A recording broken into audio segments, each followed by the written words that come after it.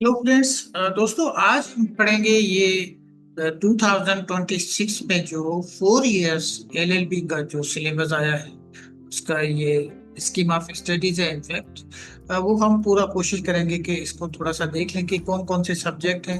क्योंकि पहले तो आपको पता है कि इसमें जो 5 इयर्स था तो उसमें ज़्यादा सब्जेक्ट थे। इसमें सब्जेक्ट कम तो कर दिए गए लेकिन इतने खास कम नहीं किए गए, एक एक बढ़ा दिया गया है। आप इसको जरा देखें और आइए हम इसको देखेंगे। जब इनकी जब सब्जेक्ट्स वगैरह के बारे में पढ़ेंगे तो आपको पता चल जाएगा। तो हमारे पास सबसे पहले तो आप देखेंगे फर्स्ट सेमेस्टर में कौन कौन से सब्जेक्ट्स हैं। ये पहला सब्जेक्ट है हमारे पास क्वांटिटिव क्वांटिटिव रीजनिंग। अब इसमें हमारे पास ये जनरल एजुकेशन है। इसमें आप देखिए क्रेडिट आवर्स भी लिखे हुए हैं इसमें।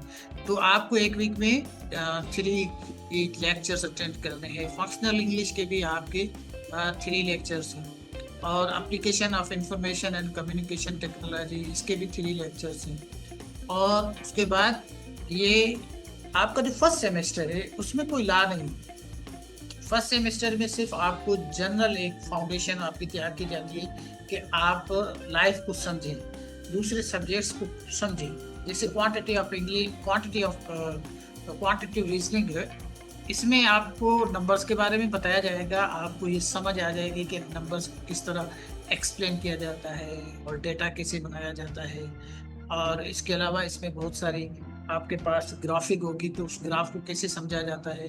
तो ये सारा कुछ उसमें होगा तो आप इसको समझेंगे। उसके बाद जैसे फंक्शनल इंग्लिश है तो आपको ये पता होगा कि ये फंक्शनल इंग्लिश है कि ये डेली लाइफ में जो हम बात करते हैं, द वे वी टॉक, जो अपने फ्रेंड्स से बात करते हैं, किसी से बात करते हैं, और कोई आपका प्रोफेशनल काम है और अगर आप बाहर चले गए हैं या कहीं चले गए हैं, उस सारे को एक्सप्लेन करना इंग्लिश में आप फंक्शनल इंग्लिश करते हैं। डेली लाइफ इंग्लिश जो है वो आप फंक्शनल इंग्लिश कहते हैं। इसमें आपके पास कोई प्रोफेशनल इंग्लिश नहीं होती, बड़े बड़े टर्म्स नहीं होते, but at least you can communicate with someone. That is called the functional English.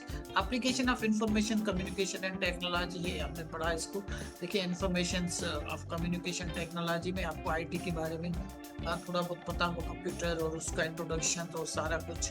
और ये पहला सब्जेक्ट है जो इंट्रोडक्शन, ये इंट्रोडक्शनरी है, लॉ एंड लीगल सिस्टम। इसमें क्या फर्क है, इसका लेक्चर हमारे पास मौजूद है। अगर आपको पढ़ना चाहते हैं तो देखना चाहते हैं तो हमारे आप यूट्यूब चैनल को फॉलो करेंगे तो आपको उसमें इस पे मिल जाएगा आपको लेक्चर। पाकिस्तान स्टडी, ये इसके सिर्फ 2 क्रेडिट आवर्स हैं, ज़्यादा नहीं है। ये भी जनरल है। पाकिस्तान के बारे में आपको कुछ ऐसे जो है वो लिखने पड़ेंगे कि पाकिस्तान की जो पॉलिटिकल स्टडी है वो क्या है। और इसके अलावा आपका जो पॉलिटिकल जो हिस्ट्री है उसमें कौन कौन से लोग हैं जिनका बहुत बड़ा रोल रहा है राइट फ्रॉम 1947, कौन कौन आया, किस तरह आया। तो ये आपको उसमें थोड़ा बहुत आपको कॉन्स्टिट्यूशनल हिस्ट्री या पॉलिटिकल हिस्ट्री आपसे ये सवाल किए जा सकते हैं। और पॉलिटिकल साइंस, जाहिर सी बात है, आप पॉलिटिकल के बगैर तो कोई चीज़ है ही नहीं। ये इंटरडिसिप्लिनरी है। इसमें आपको पॉलिटिकल साइंस के भी कुछ जो है आपको जो फाउंडेशंस में आपको पढ़ाया जाएगा कि पॉलिटिकल साइंस होती क्या है। ये स्पेशली जो इंटरमीडिएट बच्चा होता है उसको इन चीज़ों को पहले ही पता होगा, तो उसके बाद आपकी ये फाउंडेशन जब बन जाती है तो आगे आप लॉ की तरफ जाते हैं। इसमें सिर्फ आपको इंट्रो दिया गया है। ऐसे समझिए कि आपको एक बिल्कुल एक फाउंडेशन है आपकी, वो बनाई जा रही है। ठीक है ना। अब सेकंड सेमेस्टर में हम इंटर होते हैं तो इसमें क्या है हमारे पास, लेकिन सेकंड सेमेस्टर में भी आपके पास जो चीज़ें हैं उसमें भी एक ही आपका हो सकता है सब्जेक्ट हो जो लॉ का, बाकी कोई लॉ का सब्जेक्ट नहीं है। अब यही क्वांटिटिव रीजनिंग उसको उसका पार्ट 2 है। अब उसको थोड़ा बढ़ा दिया जाए। इसमें बहुत सारी चीज़ें हैं जो पहले 1 में है उसके बाद 2 में है। अब इसमें जो है आपको थोड़े से मुश्किल सवाल आएंगे और कुछ सवाल ऐसे होंगे जो 1 में नहीं होंगे। तो उसकी थोड़ी मुश्किल सवाल, जैसे प्रोबेबिलिटी है। प्रोबेबिलिटी ये बहुत मुश्किल है, उसकी फाउंडेशन भी आएगी लेकिन उसकी जो बेसिक चीज़ें वो भी आएगी, लेकिन हो सकता है थोड़े इससे मुश्किल भी आ जाए आपके पास सवाल।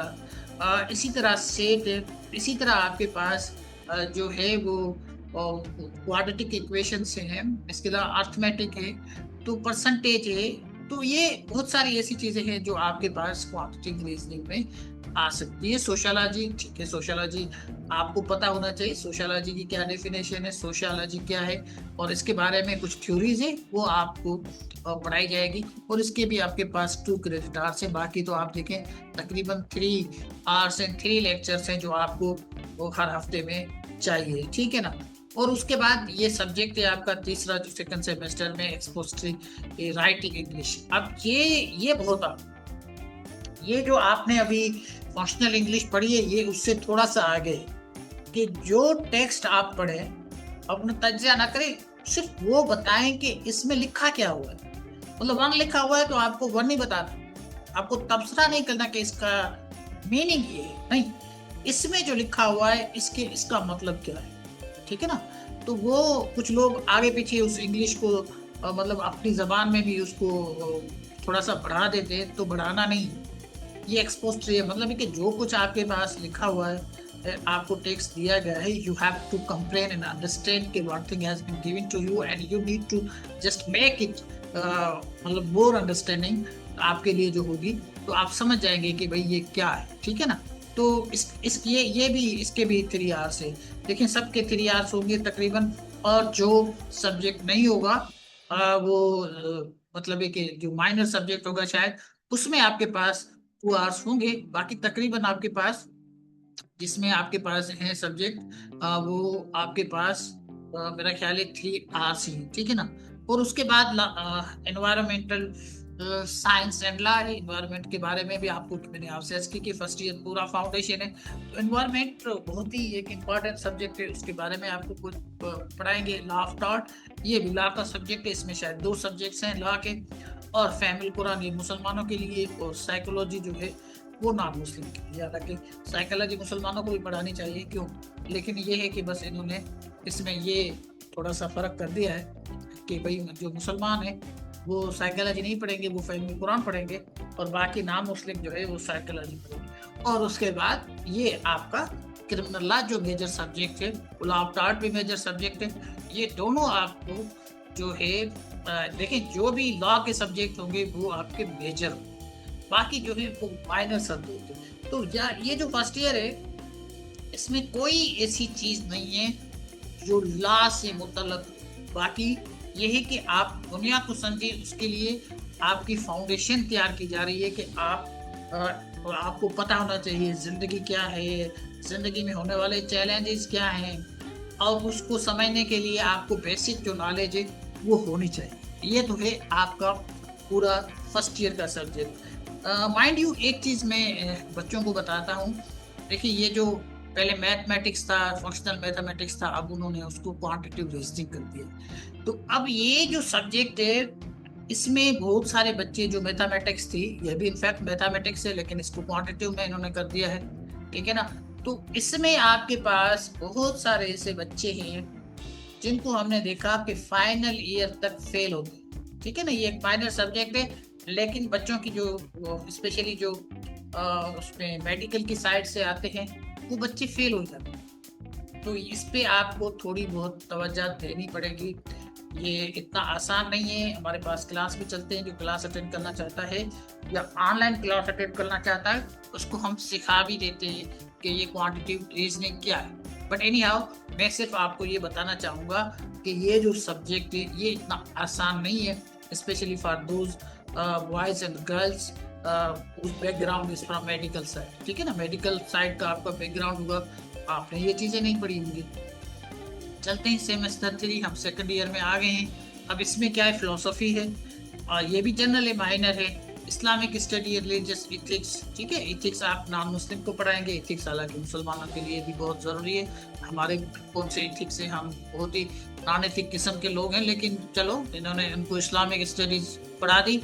और ये इसमें देखें कि आपके पास 2 क्रेडिट आवर्स हैं, और इसमें आप फैमिली कुरान में भी एक है आपके पास क्रेडिट आवर। तो ये कोई इतने अहम सब्जेक्ट नहीं है। उस हवाले से अगर आपके पास थोड़ी बहुत कॉमन सेंस है तो आप समझ सकते हैं। एक मैं किसी सुप्रीम कोर्ट के जज के साथ बातचीत हो रही थी मेरी रिसेंट, तो उनसे पूछा कि सर ये इतने क्रेडिट आवर्स कैसे अटेंड कर लें। उसने कहा कि यार अब ये तो तो माजिद आप ये समझे कि अब हमारा जो कानून है उसकी इंटरप्रिटेशन रोज तब्दील हो रही है। ये मुमकिन नहीं कि आपको सारा कुछ क्लासेस में पढ़ा देंगे। तो ये हर नई चीज है। तो आप कहीं भी इनके क्लासेस जो है वो ऑनलाइन अटेंड कर सकते हैं, जाकर आप बहुत सारे सब्जेक्ट्स हैं, किताब देख सकते हैं। तो आप पढ़ सकते हैं इन सब्जेक्ट्स को ना। तो अगर मैं किताब भी लास्ट में आपको रिकमेंड कर दूंगा कि आप चाहें तो वो किताब भी ले सकते हैं, पढ़ सकते हैं, ठीक है ना। तो आप कहीं भी जाकर इसकी क्लासेस आप अटेंड कर सकते हैं और आप अपना इम्तिहान जो है वो अच्छी तरह दें। और उसके बाद ये जो है जो साइकोलॉजी है, ये जो है नॉन मुस्लिम को यहाँ भी पढ़ाई जाएगी, ठीक है ना। तो जो मुसलमान हैं उनको ये आपको वो पढ़ाया जाएगा, फैमिली को। ठीक है, अब आते हैं लॉ ऑफ कॉन्ट्रैक्ट। ये मेजर सब्जेक्ट है। अब आपके पास तकरीबन तकरीबन जो सब्जेक्ट्स हैं वो शुरू हो रहे हैं, उस वाले जो मेनली सब्जेक्ट हैं आपके लॉ के ना, वो सब्जेक्ट आपके पास शुरू हो रही है। अब ये भी मेजर है लॉ ऑफ कॉन्ट्रैक्ट, ठीक है ना। ये लॉ ऑफ कॉन्ट्रैक्ट बहुत ही इंपॉर्टेंट है और इस ये आगे चलकर आपके पास इनके सवालात आते हैं। आपको इसके लिए आपको कोर्ट में जाकर कॉन्टेस्ट करना पड़ता है। तो बहुत ही अहम सब्जेक्ट है ज्यूरिस्प्रूडेंस। देखें, ये ज्यूरिस्प्रूडेंस आपको जो है इंग्लिश ज्यूरिस्प्रूडेंस, आपको इसके भी सवालात आते हैं। आपके फिर लॉ गेट करेंगे तो उसमें इसके सवालात आएंगे। प्रिंसिपल ऑफ कॉन्स्टिट्यूशनल लॉ, ये constitutional law it's a very important subject. ये economics, this is not a very much related to the law, but again ये भी बहुत इंपॉर्टेंट सब्जेक्ट है आपके लिए कि आपकी अंडरस्टैंडिंग बढ़ जाए कि हमारा मुल्क कैसे चलता है। इकोनॉमिक्स, हमारे जो यूनिट हैं वो कौन से हैं, कहाँ से हमारी इकोनॉमी जनरेट होती है। तो it's sort of important subject, आप इसको भी पढ़िए, ठीक है। तो इन सब के आपके पास तकरीबन 3 क्रेडिट आवर्स है। बाकी में ऊपर वाले जो जनरल एजुकेशन है, जो आपके बच्चों को जो हम वैसे भी जो है आप अपने बच्चों को दे सकते हैं ये इस तरह की जनरल एजुकेशन। तो ये जनरल एजुकेशन उन बच्चों की दी जा रही है जिनकी फाउंडेशन बनाई जा रही है, ठीक है ना। वैसे आम लोगों को इनको अगर आप थोड़ा बहुत आप उनको बताएंगे ना, उनको ये पता होता है भले वो सब्जेक्ट में जाए या ना जाए। आप अगर किसी से पूछेंगे कि आप सोशलॉजी के बारे में, तो वो खड़ा हो जाएगा, लेक्चर देना शुरू हो जाएगा। इसी तरह फिलॉसफी पे और बहुत सारे सब्जेक्ट्स पे वो आपको पढ़ा सकता है। तो ये एक जनरल एजुकेशन है जो आपको दी जाएगी। लेकिन जो मेजर सब्जेक्ट है वो बहुत ही इंपॉर्टेंट है, उस पर तवज्जो देने की जरूरत है आपको।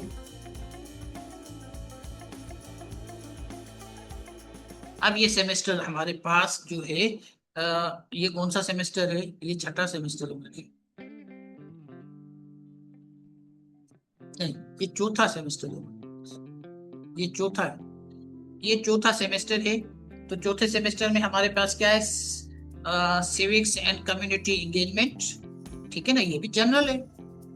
ये नया सब्जेक्ट है, ठीक है ना।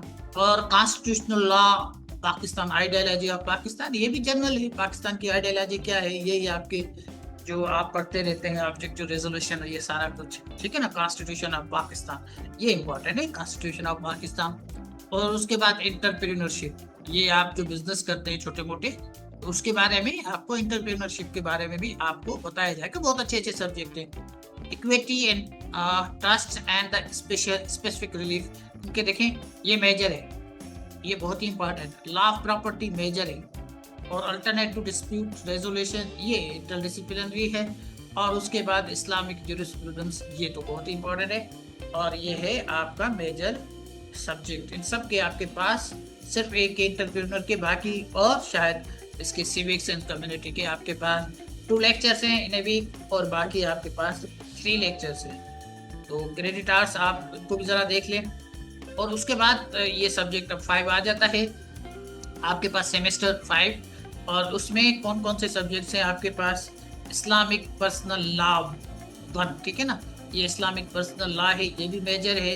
लॉ ऑफ बिजनेस ऑर्गेनाइजेशन, ये भी मेजर है, 3 credit hours in a week है। Law of evidence is very important, ये भी है, ये आपके लॉ गेट्स में इसके 20 सवाल हैं, तो बहुत ही इंपॉर्टेंट है। और एडमिनिस्ट्रेटिव और सर्विस लॉ, इसके भी 3 आवर्स हैं। और लैंड लॉ, ये भी बहुत ही इंपॉर्टेंट है, मेजर है। साइबर लॉ, इस वक्त तो साइबर लॉ जो है it's one of the important laws here, because कि आपको पता होना चाहिए इसके केसेस भी बहुत आते हैं। और अगर आप साइबर लॉ में कोई स्पेशलाइजेशन करते हैं तो आप समझे कि आपके पांचों की में है। It's one of the most important subjects या लॉ या फील्ड, आप जो भी उनका नाम दें, ठीक है ना। तो उसके बाद हमारे पास आ जाता है ये सब्जेक्ट्स, तो ये सेमेस्टर जो है छठा। और छठे सेमेस्टर में आपके पास क्या क्या चीज़ें, ये इस्लामिक लॉ ये 2 आ गया, ठीक है ना। इसके भी आपके पास 3 क्रेडिट आवर्स इन वीक है। और उसके बाद आपके पास लॉ ऑफ बिजनेस है, ठीक है ना। और लीगल ड्राफ्टिंग एंड लीजिंग है। तो देखें लीगल ड्राफ्टिंग किस तरह होती है, ये बहुत ही इंपॉर्टेंट है, इसकी प्रैक्टिस की भी ज़रूरत है। और जो ये लोग करते हैं, अगर किसी को सीखना है तो वो हमसे रब्ता कर सकता है। इंटरनेशनल लॉ ये भी बहुत ही इंपॉर्टेंट है। और कंज्यूमर प्रोटेक्शन लॉ, ठीक है।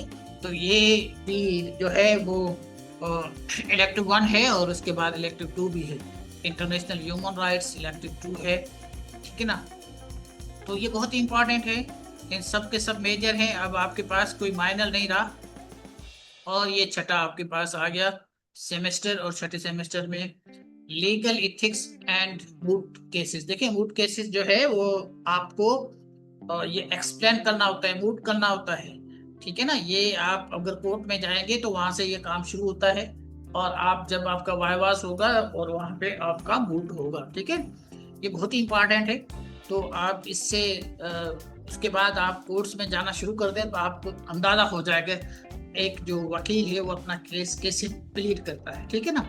तो उसको मूट कहा जाता है कि हाउ ही एक्सप्लेन्स इस केस, ठीक है ना उसके। लेकिन इसमें तो आपको सिर्फ लीगल एथिक्स के बारे में, इसके बारे में पढ़ाया जाएगा।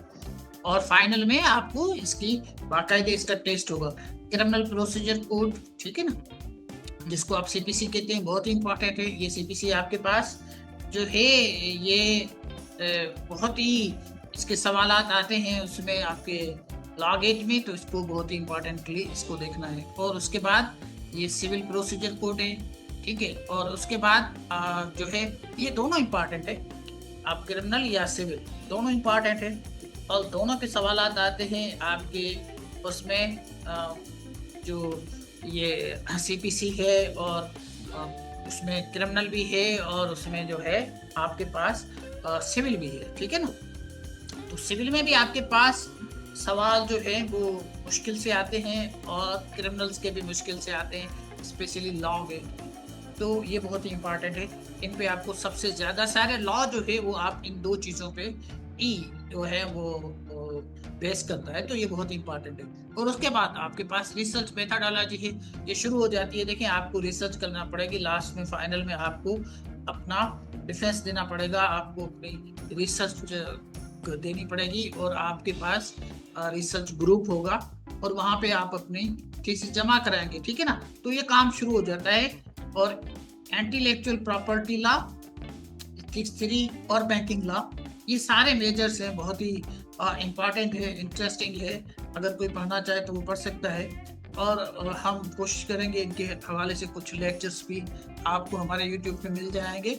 लेकिन ऊपर वाले सब्जेक्ट तो तकरीबन सारे लेक्चर हमारे यूट्यूब पे मौजूद हैं। और अब आ जाते हैं आपके 8वें सेमेस्टर में। इसमें क्या है, क्रिमिनल प्रोसीजर कोड, ठीक है ना, ये सीपीसी 2 है, बहुत ही इंपॉर्टेंट। सिविल प्रोसीजर कोड 2 ये भी इंपॉर्टेंट। एनवायरमेंटल लॉ बहुत ही इंपॉर्टेंट, सारे मेजर हैं आप देखेंगे, ठीक है ना। और medical and forensic law is one of the most important thing, ये मैं आपको बता दूं, ठीक है ना। सबके आप देखेंगे जो है वो 3 क्रेडिट आवर्स हैं। और लास्ट में आर्टिफिशियल इंटेलिजेंस एंड लॉ, ये आर्टिफिशियल इंटेलिजेंस अभी इनकलकेट किया गया है, अभी इसमें डाला गया है, ठीक है ना। तो ये आर्टिफिशियल इंटेलिजेंस अभी आई है और इसके बारे में आपसे सवालात होंगे, लेकिन फाइनल सेमेस्टर में। ये पहले नहीं हुआ करता था, लेकिन अब ये जैसे आपको पता है कि 1 साल पूरा कम कर दिया गया है, तो बहुत ही इंपॉर्टेंट सब्जेक्ट इसमें डाले गए हैं। और उसके बाद कैपिस्टोन प्रोजेक्ट, आपका प्रोजेक्ट होगा, आपके पास आपकी थीसिस होगी, उसका आपको डिफेंस देना पड़ेगा। और ये हो गया आपका फाइनल। और उसके बाद आप अपने रिजल्ट का इंतजार करेंगे। और रिजल्ट जब आपके पास आ जाएगी तो आप फिर लॉ गेट की तैयारी करेंगे। तो 4 साल आपके कंप्लीट हो गए, ये सब्जेक्ट आपको पढ़ेंगे। हमारी कोशिश होगी, हमारी वेबसाइट पे आपको जो फर्स्ट सेमेस्टर है उसके नोट्स भी मिल जाएंगे। अगर किसी को नोट्स चाहिए तो वो नोट्स भी ले सकता है। और अगर किसी को पढ़ना चाहता है तो हमारे पास वैसे भी ऑनलाइन क्लासेस लेना चाहता है वो भी ले सकता है। Thank you.